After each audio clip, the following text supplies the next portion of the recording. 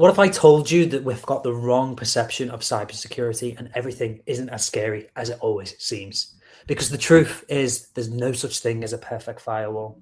Today, I'm sitting down with Arcana Corvus from Shellhex Ltd. Arcana doesn't wear a leather trench coat usually, but we're talking about why cybersecurity isn't a tech problem. It's the air that we breathe in this modern workplace. Welcome to Conversations with Colleagues. This is the podcast where real people talk about real things and share their stories and how that interacts with the working life. So grab a cuppa. This is Arcana's story. Hello, Arcana. How you doing? Hello. I'm good. How are you? Good. I'm good. I promised you just before we press record, I wouldn't make a Matrix joke, and I did make a Matrix joke.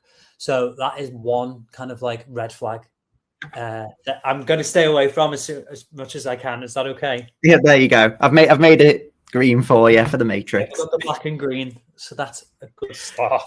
Brilliant. Okay. Do you want to say hello, introduce yourself to the world, to the listeners? All right. So, hi, I'm Arcana from Shellhex Ltd, and we're a offensive security company based in D-side, and we travel around, and we offer a variety of services based around, like, especially cybersecurity, but also how it interacts with like humans, like phishing emails, and physical security as well. For example, like key cards, those kinds of things. So, Brilliant. yeah. Cool. Okay. And it's quite interesting because our stars have aligned and crossed paths quite recently. And it's quite strange because we did that double take and we were like, we know each other. How do we know each other? And it's actually, we went to sixth form college together. Yeah, we did. Yeah. So it was kind of like, oh, this is interesting. And since I've started with my business and everything like that, I've been kind of going back to people that I'd come across in my stages of education, from college, from university. And it's just interesting kind of like how those stars align. So I'm glad it brought us back and having that kind of that link to one another to bring us here today. So that's cool. Yeah. So what I would like to do to just help warm you up a little bit into this session is, can you tell me a little bit about cybersecurity and what was it about cybersecurity that made me go, yes, this is for me now. This is what I'm going to do.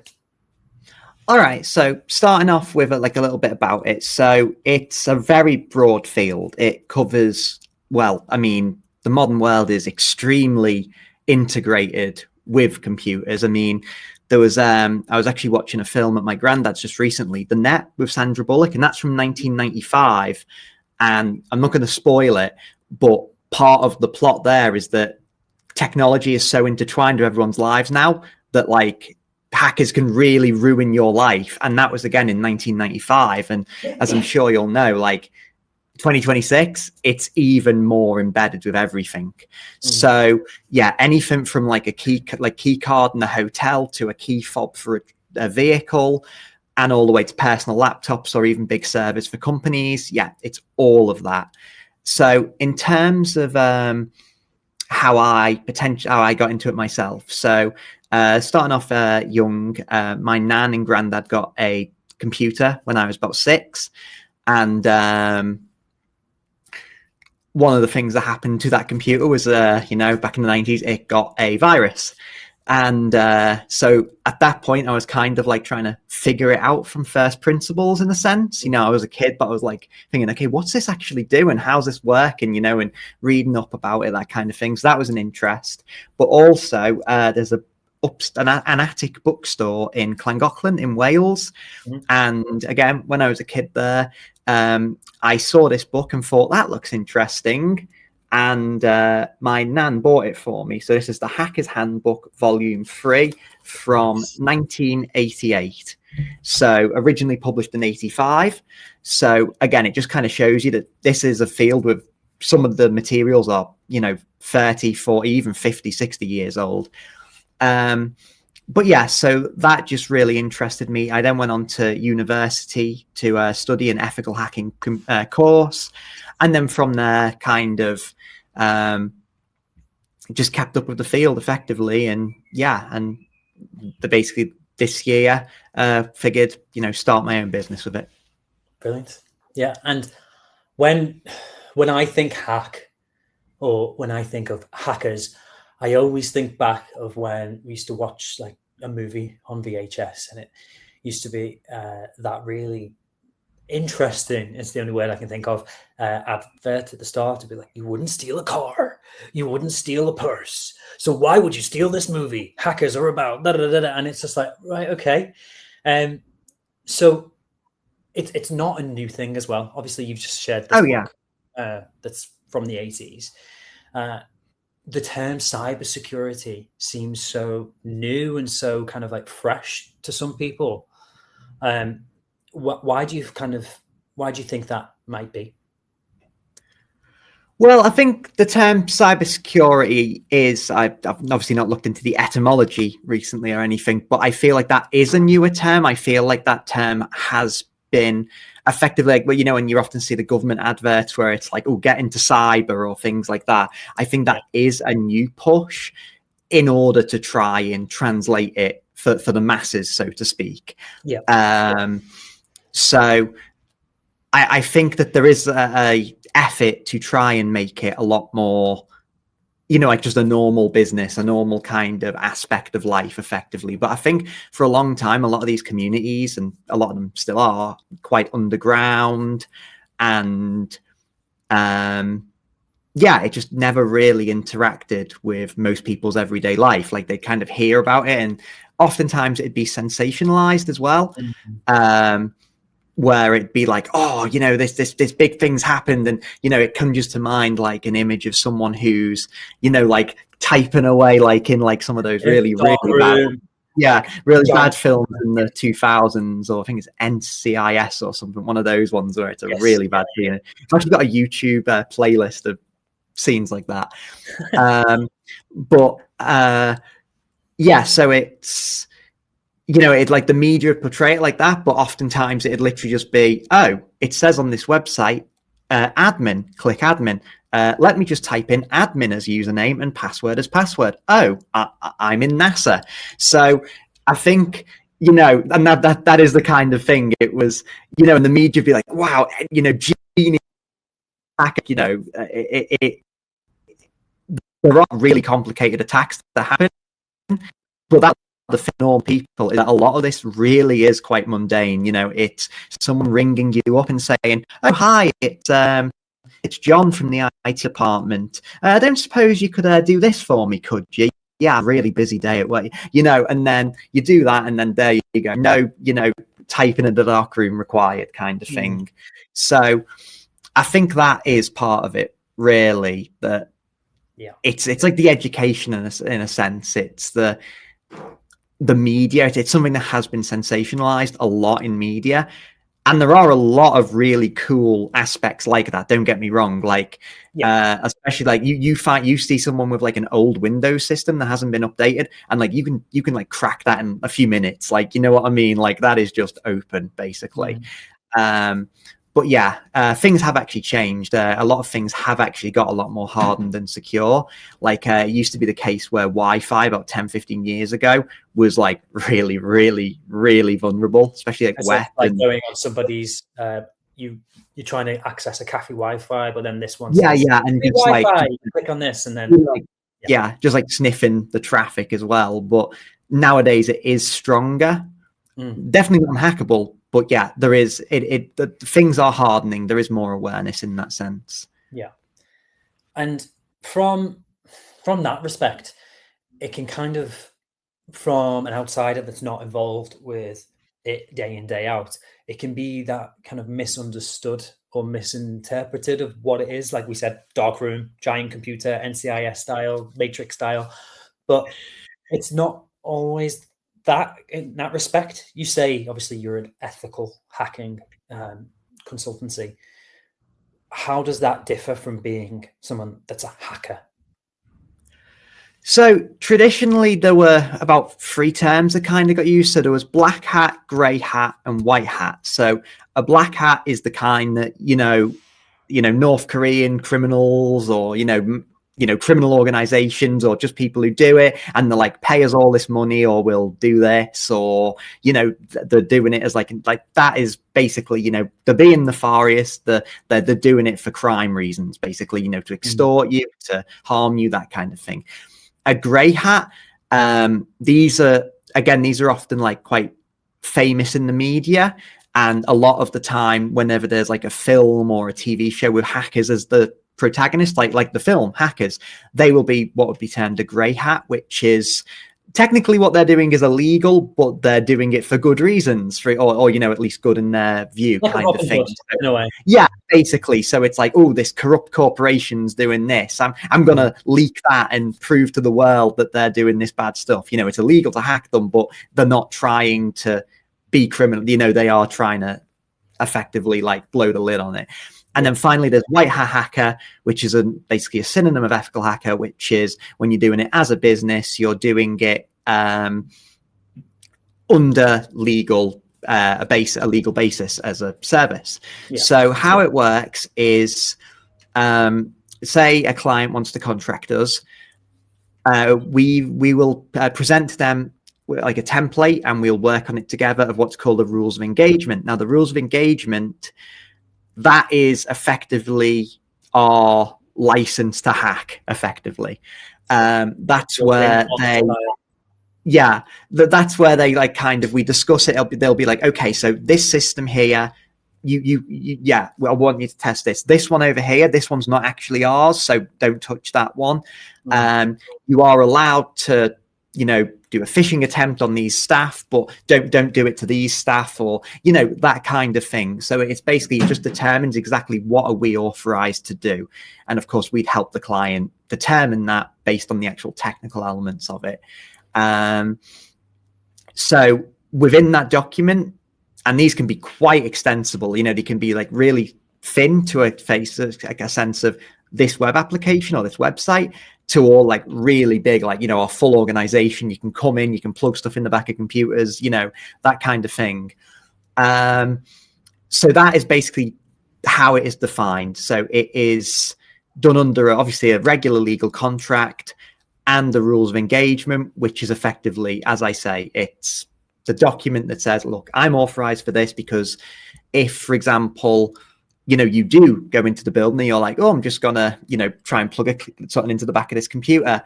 And then one of the staff goes, oh, you're not meant to do that, I'm calling the police. When they arrive, or the security guard, you say, look, this is it. Here's our rules of engagement, and here's the emergency contact you can call. That might be the CEO of the company, or the head of cybersecurity, or whoever it is who's effectively contracted us, can say, no, this is fine. And, well done on not letting that happen effectively, because at the end of the day, if they do, do it when we're trying to do something like that, it's good that the staff are being vigilant. So, that's what it's all about. You are acting as an attacker, but within like a kind of defined scope to emulate as much as possible, but still having that, document that states, no, look, this is legit. I've been allowed to do this. And obviously it's a really interesting thing to talk about for like deep dive into this. But I guess if I was somebody listening to this now, my question would be, what's in it for me? What's in it for me in my business? So why do you think it's important that cybersecurity should be so open in terms of its culture, communication within a business? So, gonna go into what's in it for me, what's in it for, clients, for example. Yes. So there's different types of cybersecurity. So what I mentioned there and what we specialize in is what is called offensive security, or like a higher level of engagement would be called red teaming. And that is effectively where you are attacking a system. So whether it's a control penetration test where they say, yeah, there you go, and you're trying to hit it, or whether it's an engagement where you're trying to be stealthy, you are, as our tagline says, we break in before someone else does. We are literally trying to infiltrate that business effectively and be as stealthy as possible, see how long we can maintain access. That is offensive security. So that is effectively testing it as an attacker. And then there's also obviously defensive security, blue teaming, and that is those are teams that will, they'll set up the firewalls, they will monitor what's going on the network, or what's going on the website, or anything like that. Or if like you've got an organization with lots of laptops, something's being installed on all these laptops that's not meant to be installed, and they'll flag that up, that kind of thing. So they're basically monitoring, and they're the ones who'll effectively respond to that and prepare for that effectively. And where the two teams kind of meet is that what we will always give to a client at the end of an engagement is a report with optional presentations, Q&A sessions, that kind of thing. But we might present a report with the executive summary, and then it's got like, okay, so we were able to breach the system, by doing this, and we think we will categorize it based on severity, based on various different metrics, and the concept, the context of where it is in the client system. So based on that report, their IT team or their blue team or their security engineers, or whoever they've got managing those systems, or it might even be, again, in the case of a phishing email, it might even be HR who kind of give a talk or think, okay, we need to further educate the staff on various things. So that report includes mitigation steps. So it might be, okay, on this one, you need to update this software, you're running a vulnerable version.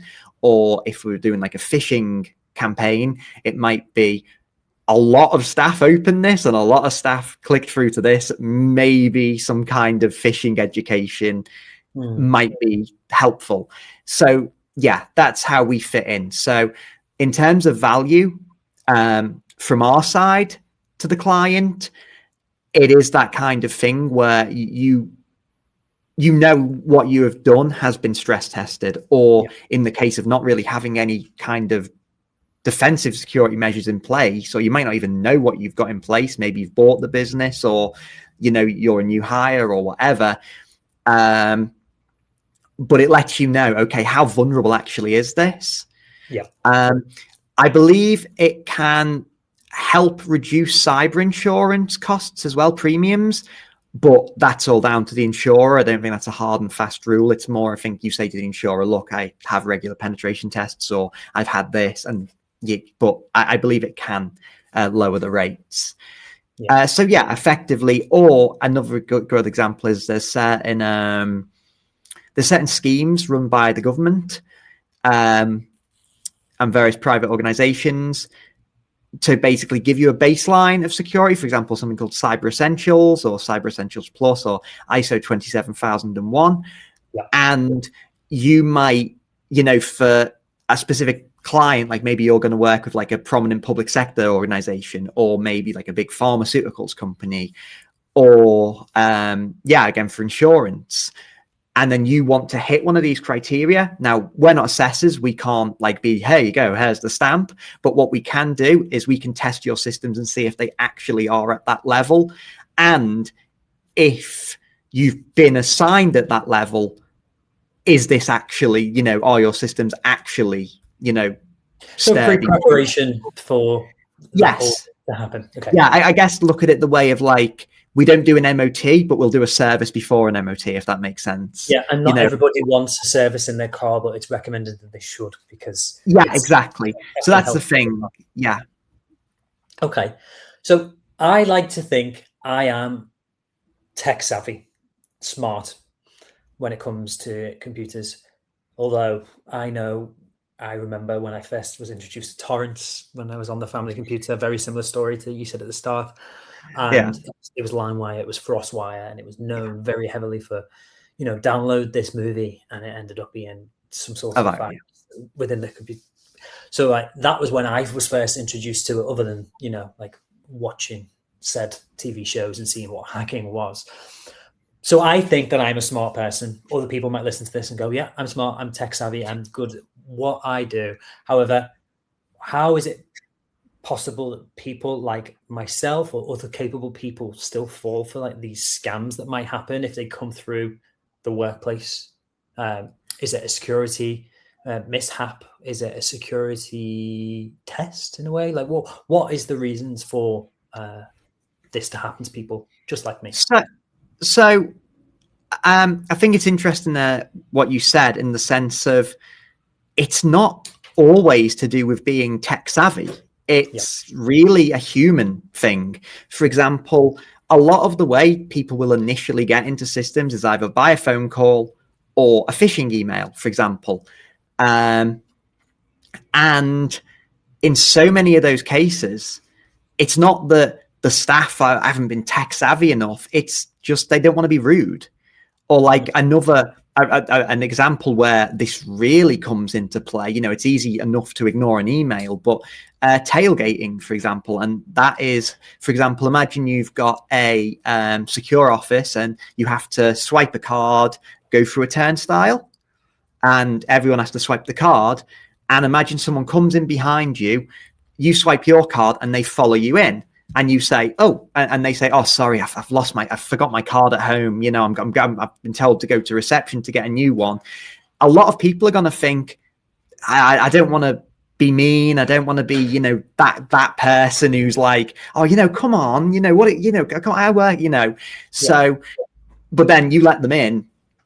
And then, okay, I'm going to go to your computer now and plug some stuff into it. So it really is. And again, it's like, high-vis jackets. I don't know if you've ever seen that thing where it's like you can get in anywhere with a high-vis. And again, I'm like, and a clipboard and you're good to go. Yeah. And again, and I kind of, with tests where you go to a physical premises, you high-vis jacket, go on in, look like you're meant to be there doing like some kind of trade job, like, the electrics or something like that. Like, let me in. and people don't want to, you look like you've been up since 6 a.m. and people don't want to be like, excuse me, are you supposed to be here? Because they feel rude, they feel embarrassed, I suppose. Yeah. So they just let that person go past, or they'll be polite. And really, again, going back to this sense of like on the phone and even on emails, you get an email and you think, it looks like it's from like the boss, or it's from this like the IT team. And I mean, I don't. They said they wouldn't do this, but maybe it seems like they've had a hard day. I don't want to give them a hard time, and it's only a little thing. So again, that is where it comes down to. It's not them like not having a clue of technology. It is that psychology, and it is that human element really that is the part that goes in so many of these cases. Yeah. And that's very true, because an example that I didn't even realize was an example until what you've just said now is a good friend of mine. This happened to them when they started in a new position. So he was fairly new within the company that he was working at, and he gets just a text message that's come through from the CEO of the company. And meanwhile, it's a very small company, 10 plus employees. So of course the CEO is going to contact directly because there's no hierarchy in the company. Yeah. And he receives a text message, or he thinks it's a text message, to say, oh, we've got this client call tomorrow. Can you go to Asda, go to whatever supermarket, get me £200 in Love to Shop vouchers. Get me these, and then once you've bought them, you can claim it back on your expenses, not a problem. And there's a text chain back and forth, so it's not just like a one-off. Yeah. They've found that information. They found out who owns the business, to then be like, okay, This is an authoritative person. You are new to the company, so you're in your probation period. You want to, presbyterism, isn't it? It's you say yes to everything, and it was like, yes, okay, that's awesome. I'll do that. Went to go and claim it on his expenses, and they were like, we didn't. What's this? Yeah. Like, who's this? And to make matters worse, it was like, scratch off the like PIN number on the back and send a picture to me so I can give it to the new client as like a e-gift card or something. Yeah. And you're just like, okay. But when you think about it now in hindsight, it just doesn't make sense what that's being asked for. Yeah. But again, it's that human level. It's that an authority. There's actually I haven't got it up right now, but there's a series of like aspects of social engineering, and authority is 100% one of them. Like And it is that thing. They perceive you in a position of authority. And what I want to add is that it's actually getting way worse because AI, you can clone people's voices. You can clone people's faces on video. You know, a lot of business owners, a lot of business owners, CEOs, they are all over the internet. Maybe they did a TED talk. Maybe they upload content to social media. It's trivial to basically clone them. And then, I've got a Google Meets from the CEO or, the head of IT. And it looks like them. You know, it could be like someone's chatting to you, but has got that layered over them. And they fit for all intents. They think they are talking to, and that makes it just so much harder because you don't want to. You're looking at like what you think is the CEO or the head of IT. You don't want to say to them, "Excuse me, could you prove your ID, please?" Or "Could you do this?" You don't want to do it because it's like, come on, stop messing around. It's that's part of what makes it so hard. And again, like the gift card thing is a relatively low tier scam in the sense of imagine doing that, but with someone who's higher in the company and has access to a lot of systems. You could do that and you could get access to a lot of things, which you could then use to get even further. So it is that human element, and it's social engineering really is one of those really, really big things that a lot of people overlook. And again, it's not the technology. You watch the film Hackers from the 90s and things like that, and they do social engineering in that. And again, it's the same principle. You ring up, pretend to be someone you're not, who this person sees as an authority figure or trusts, and they just let you go straight through. And then, it doesn't matter if you're on dial-up or, you're on like a modern iPhone. It's the same thing. So the same principles still apply, don't they? Yeah. You said there was a social gathering, social engineering. Yes. Social engineering. So another thing that's the whole encompassing part of it. Yeah. And another thing triggered into my head when it was like, I remember during COVID, and my mother-in-law received a text from the post office to get a COVID vaccine posted to her house because they were still waiting for the first COVID jabs. And like you said, it was very low tier. It was just pay £12 and we'll get this sent out for you. And it turned out obviously to be a scam. But it was, imagine how many people fell for that because they wanted to get the vaccine. It was so low tier, like, oh, it's only £12. It turns out not to be real. Never mind. Get exactly. But imagine how much money that is made from something like that. How many times that email, that text message is sent out by said hacker. That's the thing. There's like phishing is like when you like spread it out like that, again across a company. Like say I was running a phishing campaign, you'd spread it out across the company, see how many people click. But there's a term called spear phishing, or even whaling, which is where you effectively are targeting that email. So it's not just like this generic, do this, do that. That is like purpose designed for that person. And something I wanted to add on there as well is, again, relating to executives in companies and higher ups, more responsibility, more power, more access to data, is that they are very public figures effectively. And there's a thing called OSINT, or open source intelligence. And what that effectively means is that is all of that information that's out there that can be found on someone. For example, I'll look your business up on Company's House, and I know what your date of birth is. I know your full name, and then you can use that and go, I found their social media. I found this talk they did a while back, and in that talk they mentioned something about like mother's maiden name was such and such. Or even just like little personal items, and then maybe they mentioned again that maybe they mentioned they had a dog like in like a video a week ago, and then you try and target someone in the company as an email and say, I've just had to go home because Spotty needs the vet, and then they're thinking, this can't be some random stranger because they know the dog Spotty. So it's just all of this information is just out there, and it informs the exact thing. And social engineering is a huge part of this, and the one that staff are the most vulnerable to effectively, I think. I mean, that was brilliant, what you've just shared. But now I'm just picturing Spotty the dog, the poor dog. Like, why would you pull on my heartstrings like that? I know, yeah. See, that's the thing. If you don't give me the password right now, Spotty the dog will not get their medicine.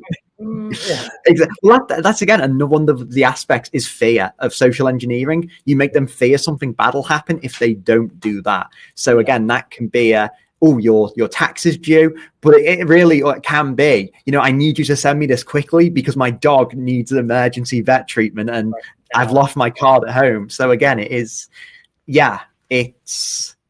Yeah. And that's where it becomes that kind of like messy reality. We are people, we have human nature, we will do things and have accidents at times, and that's okay. But obviously, you as a consultancy, being cybersecurity ethical hackers, are there to help and support people. I like what you said earlier as well about sometimes it is that HR intervention, and there have been times where we're like, okay, let's put up safety awareness posters and that's it, because everybody's passwords is password 123.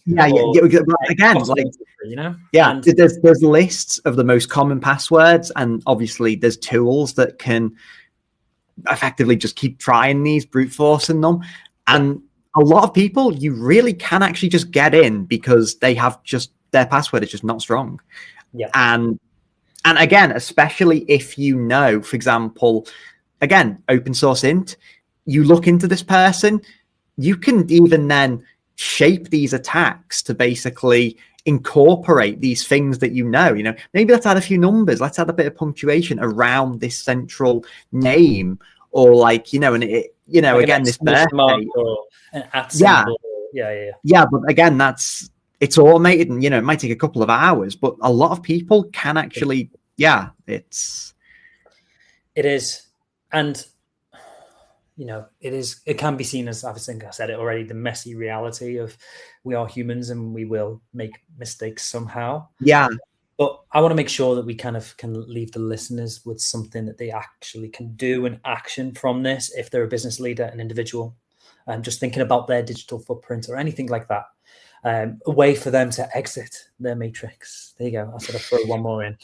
Like, what if a listener is now listening to this, what we've just discussed, maybe feels a little bit overwhelmed in what's been said? Oh no, maybe my digital footprint is slightly, too broad, too wide. What is one big thing that you can advise people now to take away that they can check and do that really quickly? So, I mean, this one's obviously going to sound very cliched, but really, like, again, just make sure all of your social media and everything like that is just, at best, at worst is on the tight privacy settings, and at best, just be very careful what you put on there. Like, careful your friends are on Facebook as well. I mean, it comes to a degree, especially of business owners, where for the sake of marketing, you kind of do have to make sacrifices. You can't just be one of these. Like, I've got lots of friends who, they don't use Microsoft Windows, they're on no social media, they are so locked down. But at the same time, if they were trying to run a business, it's not viable. You can't really run a bit. People will be like, oh, how can I get in contact with you? And you're like, oh, install this really obscure thing. And it's like, you've lost them. So you do kind of have to have a balance with that. But I think that's the thing. Just do be mindful of it. Like, don't just give away information. For example, there was a case not so long ago. I was looking someone up at a networking event, and just to say, oh, hello, and just to see what they do. And from their social media, I found out what bank they use. I found out about their pets. I found out, and it was just all this public stuff that they were putting, like, oh, I was angry at my bank deal, and naming them, and it's just kind of all of that is, again, it's it's that human nature. It's that I'm going to be social. I want to share this with my fans, or I am actually really annoyed at this company. I mean, that's actually a way to find out, like, ways in. It's like, okay, go on Twitter/X or whatever, search on that person's account. Who have they complained to? What companies have they tagged and been like, I'm very angry with your service today? And then you just go, oh yeah, it's the representative from this business. We've heard your complaint. night and we'd like to make it up to you. It's that, watch your information. It's just because that is the way people will get in, and that's the way that you will become more vulnerable to social engineering. It's one thing to get an email that says, hello, I'm a dispossessed prince in Nigeria, please give me your company password. Most people go, oh, that's silly. But then it's another thing to say, oh, hi, it's that company that you definitely do, use, and that complaint you had on this specific date that we're coming back to you about, that's a whole other thing. True. And like I say, it's not to say, get rid of your social media, remove the digital footprint. Everybody, it's the way that we operate within the world now. So I think I'd just say that, as you say, it's not about getting rid of it. It's about be mindful of what you post and know if, for example, you're complaining about a company like your bank on X or on Twitter, keep that in mind so that if you get any messages, be extra vigilant. Because it's not so much that the information out there makes you super vulnerable in itself. It's the fact that it's a way to catch you off guard. So you just need to remember, could someone who isn't me or doesn't know me, could they get access to that? And that's what you've got to be thinking. Yeah, exactly. Okay, well, thank you so much for your time today to help me understand a little bit more about that complex world that we live in and how cybersecurity is so helpful, not only to kind of within the business world, working world, but also for us as individuals too, because it matters kind of what we say and what we do, because the world is not a nice place. So sometimes there will be exactly. So that's the thing. Yeah, it is. It is. And so thank you so much for being on our show today. I hope that everyone listening has taken at least one thing away, one little nugget. And we hope that we make you feel a little bit more empowered and a little bit less intimidated by that laptop, that mobile phone, that dodgy Twitter account that you made when you were 12 years old. So don't forget to subscribe, guys. Don't enjoy listening to this or watching it wherever you are streaming from today. Finish your cuppa and just update your passwords. Take care of yourselves. And update your software as well. Make sure your software's up to date. Yeah.